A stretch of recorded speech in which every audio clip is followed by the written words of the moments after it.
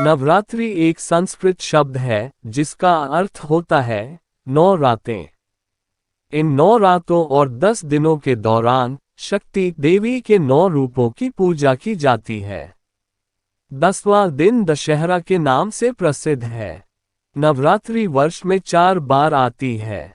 नवरात्रि मनाने के पीछे क्या कहानी है?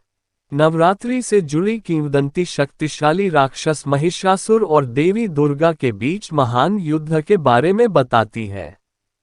हर साल नवरात्रि के प्रत्येक दिन महिषासुर पर उनकी जीत के दिन और बुराई पर अच्छाई की अंतिम जीत का जश्न मनाने के लिए देवी दुर्गा के एक अवतार की पूजा की जाती है। नवरात्रि की शुरुआत कैसे हुई? देवी दुर्गा ने आश्विन के महीने में महिषासुर पर आक्रमण कर उससे 9 दिनों तक युद्ध किया और 10वें दिन उसका वध किया। इसलिए इन 9 दिनों को शक्ति की आराधना के लिए समर्पित कर दिया गया।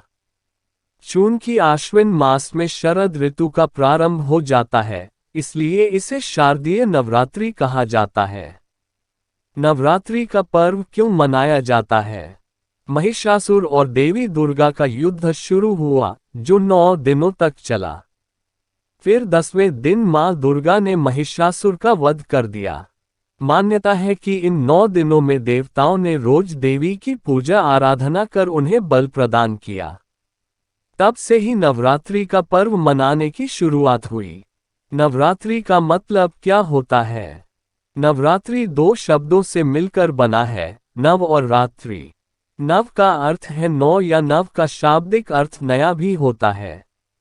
और रात्रि शब्द में पुनः 2 शब्द हैं, रा और त्रि। रा का अर्थ है रात और त्रि का अर्थ है जीवन के 3 पहलू शरीर, मन और आत्मा।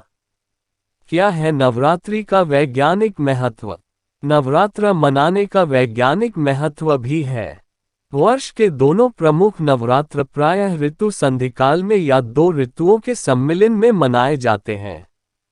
जब ऋतुओं का सम्मिलन होता है तो आमतौर पर शरीर में वात, पित्त, कफ का समायोजन घट बढ़ जाता है।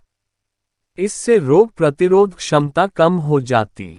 नवरात्रि की शुरुआत कैसे हुई?